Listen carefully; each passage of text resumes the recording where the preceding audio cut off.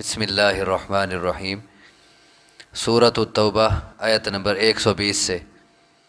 ما کان لأہل المدینہ، نہیں لائق مدینہ والوں کے لیے، ومن حولہم، اور ان کے لیے جو ان کے ارد گرد ہیں، من الاعراب، دیہاتیوں میں سے، ان یتخلفوا، کہ پیچھے رہیں وہ، عن رسول اللہ، اللہ کے رسول صلی اللہ علیہ وسلم سے، ولا یرغبوا بانفسہم، اور نہ یہ لائق ہے کہ وہ پسند کریں اپنی جانوں کو، عن نفسہ، آپ صلی اللہ علیہ وسلم کی جان سے۔ اس آیت مبارکہ میں ان لوگوں کے متعلق بات کی جا رہی ہے جن کا تفصیلی تذکرہ آپ نے پیچھے پڑھا ہے کہ جنگ تبوک میں وہ نہیں جا سکے تھے، کچھ تو ان میں سے منافقین تھے اور کچھ مخلص مومن تھے جو محض سستی کی وجہ سے نہیں گئے تھے۔ تو انہی کے متعلق آخری ایک تبصرہ ہو رہا ہے۔ فرمایا ما کان لأہل المدینہ ومن حولہم من الاعراب، مدینہ والے اور ان کے ارد گرد جو دیہاتی ہیں، ان کے لیے یہ لائق نہیں ان یتخلفوا عن رسول اللہ، کہ اللہ کے رسول صلی اللہ علیہ وسلم سے پیچھے رہ جائیں۔ اللہ کے رسول صلی اللہ علیہ وسلم تو جنگ میں چلے جائیں، اللہ کے راستے میں نکلیں، اور وہ پیچھے آرام میں رہیں، ان کو یہ لائق نہیں ہے، انہیں یہ زیب نہیں دیتا کہ وہ اپنی جان میں ایسے کھو جائیں اپنے آپ میں کہ اللہ کے پیغمبر صلی اللہ علیہ وسلم کو بھلا دیں۔ ولا یرغبوا بانفسہم عن نفسہ، اور نہ یہ لائق ہے کہ وہ پسند کریں اپنی جانوں کو آپ کی جان سے، یعنی وہ آپ صلی اللہ علیہ وسلم کی جان سے اپنے آپ کو زیادہ عزیز رکھیں، وہ اپنے آپ میں، اپنے کاروبار میں، اپنی اولاد میں، اپنے آرام میں اتنا کھو جائیں کہ انہیں اللہ کے پیغمبر صلی اللہ علیہ وسلم یاد ہی نہ رہیں۔ ان کے لیے یہ لائق نہیں ہے، ایمانداروں کے لیے۔ اسی بارے میں ایک حدیث آتی ہے کہ ایمانداروں کے لیے لائق نہیں کہ وہ اپنی جان کو آپ کی جان سے زیادہ عزیز رکھیں، اور اگر کوئی ایسا کرتا ہے، کسی کو اپنی جان زیادہ عزیز ہے اللہ کے پیغمبر صلی اللہ علیہ وسلم کی جان سے، تو اس بارے میں پھر روایت ہے صحیح بخاری میں کہ رسول اللہ صلی اللہ علیہ وسلم ایک مقام پر جا رہے تھے، حضرت عمر رضی اللہ تعالیٰ عنہ بھی ساتھ تھے، تو آپ صلی اللہ علیہ وسلم نے فرمایا والذی نفسی بیدہ لا یؤمن احدکم حتی اکون احب الیہ من والدہ وولدہ والناس اجمعین، اس ذات کی قسم جس کے ہاتھ میں میری جان ہے، تم میں سے کوئی بندہ اس وقت تک مومن نہیں بن سکتا جب تک وہ اپنے والد سے، اپنی اولاد سے اور تمام لوگوں سے مجھے عزیز نہ رکھے، مجھے محبوب نہ سمجھے۔ حضرت عمر رضی اللہ تعالیٰ عنہ نے کہا کہ اے اللہ کے رسول، آپ مجھے تمام لوگوں سے زیادہ عزیز ہیں سوائے میری جان کے، مجھے میری جان تو سب سے زیادہ عزیز ہے، اس کے بعد نمبر آپ کا ہے، پوری کائنات سے زیادہ عزیز آپ ہیں مجھے۔ آپ صلی اللہ علیہ وسلم نے فرمایا کہ لا یا عمر، نہیں، ایمان کامل نہیں ہو سکتا اے عمر جب تک تم اپنی جان سے بھی زیادہ مجھے عزیز نہ رکھو۔ تو حضرت عمر رضی اللہ تعالیٰ عنہ فوراً بولتے ہیں کہ لأنت احب الی من نفسی، اے اللہ کے رسول، آپ مجھے میری جان سے بھی زیادہ پیارے ہیں، میری جان سے بھی زیادہ عزیز ہیں۔ فرمایا الآن یا عمر، عمر اب ایمان کامل ہے۔ تو فرمایا ایمانداروں کو یہ لائق نہیں کہ وہ آپ صلی اللہ علیہ وسلم کی جان سے اپنی جان کو زیادہ عزیز رکھیں، انہیں اپنے آرام کی فکر ہو، اپنے کاروبار کی فکر ہو، اپنی اولاد کی فکر ہو، اور اللہ کے پیغمبر صلی اللہ علیہ وسلم کو بھلا دیں اور پیچھے رہ جائیں اپنے دھندوں میں، ان کو یہ لائق نہیں ہے۔ یہ ایسا کیوں ہے؟ وہ کیوں پیچھے رہ جانا ان کو لائق نہیں؟ کیا نقصان ہوگا ان کا اس سے؟ فرمایا ذالک بانہم لا یصیبہم ظمأ ولا نصب ولا مخمصہ، یہ اس لیے ہے کہ بے شک وہ لا یصیبہم نہیں پہنچتی انہیں ظمأ کوئی پیاس، ولا نصب کوئی تھکاوٹ، ولا مخمصۃ اور نہ کوئی بھوک، فی سبیل اللہ اللہ کے راستے میں، ولا یطعون موطئا اور نہیں چلتے وہ کسی جگہ میں کسی مقام میں، یغیظ الکفار کہ وہ غضبناک کرتے ہیں کافروں کو، ولا ینالون من عدو نیلا اور نہیں پاتے وہ دشمن سے کوئی بھی چیز پانا، الا کتب لہم بہ عمل صالح مگر لکھا جاتا ہے ان کے لیے اس کے بدلے عمل صالح، ان اللہ لا یضیع اجر المحسنین یقیناً اللہ نیک لوگوں کا اجر ضائع نہیں کرتا۔ کیوں انہیں پیچھے رہنے کی اجازت نہیں دی جا رہی؟ اس میں ان کا اپنا فائدہ ہے۔ کیا فائدہ ہے؟ کہ وہ جب اللہ کے رسول صلی اللہ علیہ وسلم کے ساتھ اللہ کے دین کے لیے نکلیں گے، جہاد کے لیے نکلیں گے، اللہ کے راستے میں جب وہ روانہ ہوں گے، انہیں اس راستے میں پیاس لگے گی تو نیکی لکھی جائے گی، انہیں تھکاوٹ ہوگی تو اجر لکھا جائے گا، تھکاوٹ کا ایک ایک چیز کا اجر، انہیں بھوک لگے گی تو نیکی ہے۔ وہ اگر صرف جا رہے ہیں اور ان کے جانے سے کافروں کو غصہ آ رہا ہے کہ یہ کیوں ایسے نکلے ہیں شان و شوکت سے، اس سے نیکی لکھی جا رہی ہے۔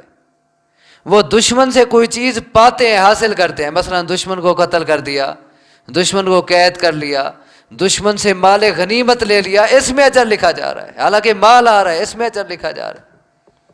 یعنی اس میں جو بھی قربانی وہ دے رہے ہیں چھوٹی یا بڑی، اس میں ان کے لیے اجر لکھا جا رہا ہے۔ اسی لیے پھر کیا یہ لائق ہے کہ وہ اتنا بڑے اجر کو کھو دیں دنیا کی خاطر، دنیا کے آرام کی خاطر؟ اس سے ہمارے لیے یہ سبق ہے کہ دیکھیں ہم جتنا اپنے کاروبار کے لیے تھکتے ہیں، اپنے بیوی بچوں کے لیے جتنا ہم تھکتے ہیں، اور جتنا ہم دنیا کی آسائشیں حاصل کرنے کے لیے ہم اپنے آپ کو مشکلات میں ڈالتے ہیں، کیا اتنا ہم اللہ کے دین کے لیے بھی تھکتے ہیں؟ کیا اتنا ہم اللہ کے راستے میں بھی بھوک پیاس تھکاوٹ برداشت کرنی پڑ جائے کرتے ہیں؟ یہ ہر بندہ سوچے۔ اور اس اللہ کے راستے میں جو جو قربانی پیش کی جائے گی، اس میں کوئی دین کا کام کر رہا ہے، اس میں اسے تھکاوٹ ہو جاتی ہے، اس میں اسے مشکلات ہوتی ہیں، اس میں پیاس لگتی ہے، اس میں بھوک لگتی ہے، اس میں چلنا پڑتا ہے، تو اس میں ایک ایک چیز میں اجر ہے۔ اور ایک اور حدیث میں اس کی مزید وضاحت ہوتی ہے، صحیح بخاری کی روایت ہے، رسول اللہ صلی اللہ علیہ وسلم فرماتے ہیں کہ آدمی جو گھوڑے پالتے ہیں ان میں سے ایک آدمی ایسا ہے کہ گھوڑے پالنے کی وجہ سے اسے اجر ملتا ہے۔ ویسے 3 قسمیں بنائی ہیں آپ نے، ان میں سے ایک قسم تو وہ ہے کہ وہ اپنے کاروبار کے لیے گھوڑے رکھتا ہے کہ اس کے ذریعے کاروبار کروں گا تاکہ میرا دنیا کا سسٹم صحیح چل سکے اور مجھے کسی سے بھیک نہ مانگنی پڑے، تو فرمایا یہ بھی اس کے لیے ٹھیک ہیں گھوڑے۔ اور دوسرا وہ ہے جو گھوڑے پالتا ہے فخر اور ریا کے لیے اور اہل اسلام سے دشمنی کے لیے، یہ گھوڑے اس کے خلاف گناہ کا سبب بنتے ہیں۔ تو اس سے سمجھ آئے کوئی بھی چیز فخر اور ریا کے لیے اور تکبر کے لیے رکھنا اور بڑائی کے لیے رکھنا یہ گناہ کا سبب ہے۔ اور جو ہمارے موضوع کے حوالے سے ہے وہ میں آپ کو اصل سنانا چاہتا ہوں کہ ایک آدمی گھوڑے پالتا ہے، کیوں؟ ربط فی سبیل اللہ، اللہ کے راستے میں گھوڑے رکھتا ہے کہ اس ذریعے سے جہاد ہوگا، اس ذریعے سے دین کے کام ہوں گے، اس ذریعے سے دشمن سے رعب پیدا کیا جائے گا دشمن پر۔ اب یہ گھوڑے فَأَطَالَ بِهَا فِي مَرْجٍ أَوْ رَوْضَةٍ، اب وہ کسی چراگاہ میں یا کسی باغ میں ان گھوڑوں کو باندھتا ہے اور ان کی رسی لمبی کر دیتا ہے جہاں تک یہ دور دور تک یہ چڑھ سکیں۔ فرمایا فأطال بها في فقد فما أصابت في طيالها ذلك من المرج أو الروضة كانت له حسنات. اب وہ بندہ ان گھوڑوں کو باندھ کے چلا گیا، اب یہ گھوڑے جہاں جہاں تک ان کی رسی ہے وہ جا سکتے ہیں، وہ جو جو کھائیں گے اس گھوڑے والے کے لیے نیکیاں لکھی جائیں گی. اب دیکھیں اللہ کے راستے میں گھوڑے باندھنے کا اجر دیکھیں. اب گھوڑے گھاس کھا رہے ہیں، وہ بندہ باندھ کے چلا گیا، جو جو وہ کھا رہے ہیں اس کے لیے نیکیاں لکھی جا رہی ہیں. وَلَوْ أَنَّهُ انْقَطَعَ طِيَالُهَا فَاسْتَنَّتْ شَرَفًا أَوْ شَرَفَيْنِ كَانَتْ آثَارُهَا وَأَرْوَاسُهَا حَسَنَاتٍ لَهُ. اگر اس کے گھوڑے رسی توڑوا کے بھاگ جائیں، وہ جہاں تک بھاگیں گے ایک ایک قدم آدمی کے لیے نیکی ہے. بھاگ کون رہے ہیں؟ گھوڑے. اور وہ جتنا قدم اٹھائیں گے ایک ایک قدم پہ آدمی کے لیے نیکیاں لکھی جائیں گی. اور اس راستے میں اگر وہ کوئی لید کرتے ہیں یا پیشاب کرتے ہیں، اس پر بھی اس کے لیے نیکی ہے. دیکھیں ایک ایک چیز اس کی نوٹ ہو رہی ہے، کیونکہ اللہ کے راستے میں باندھے ہیں نا، اللہ کی رضا کے لیے، اللہ کے دین کے لیے، اللہ کے دین کی سربلندی کے لیے جو کام کیا جائے نیکی کا باعث ہے. اب اسی پر آج کل کے حساب سے یوں مثال بنائی جا سکتی ہے کہ ایک شخص گاڑی رکھتا ہے اللہ کے لیے، اس پر دین کے کام ہوں گے، ایک موٹر سائیکل ہے، گاڑی ہے، کوئی چیز ہے. اب اس میں جو پیٹرول ڈالیں گے نیکی ہے، وہ جو گاڑی دھواں چھوڑے گی نیکی ہے، ایک ایک چیز میں. تو فرمایا وہ اس راستے میں جو قدم اٹھائیں گے، وہ لید کریں گے، وہ پیشاب کریں گے، وہ نیکی ہے. وَلَوْ أَنَّهَا مَرَّتْ بِنَهْرٍ فَشَرِبَتْ مِنْهُ وَلَمْ يُرِدْ أَنْ يَسْقِيَ كَانَ ذَلِكَ حَسَنَاتٍ لَهُ. وہ گھوڑوں کو لے کے جا رہا تھا، راستے میں نہر آ گئی، اس کا ارادہ گھوڑوں کو پانی پلانے کا نہیں تھا، اس کی نیت نہیں تھی. گھوڑے خود رک گئے، پانی پینے لگ گئے، وہ جتنا پانی پئیں گے آدمی کے لیے نیکیاں لکھی جائیں گی. کہ اللہ کے خزانے دیکھیں. فَهِيَ لِذَلِكَ أَجْرٌ فرمایا یہ گھوڑے انسان کے لیے اجر کا باعث ہے، ثواب کا باعث ہے.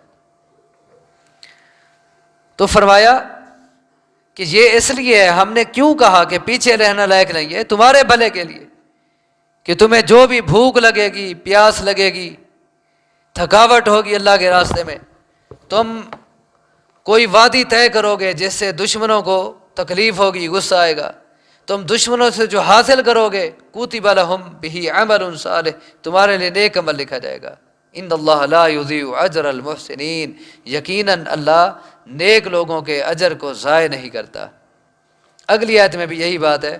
ولا ينفقون نفقة صغیرة ولا کبیرة اور نہیں خرچ کرتے وہ کوئی خرچ چھوٹا یا بڑا. ولا يقطعون وادیا اور نہیں طے کرتے کوئی وادی الا کتب لهم مگر وہ لکھا جاتا ہے ان کے لیے. یعنی اس سلسلے میں اگر ان کا مال خرچ ہوتا ہے تھوڑا یا زیادہ وہ بھی نیکی لکھی جاتی ہے اور ان کا چلنا بھی نیکی ہوتا ہے.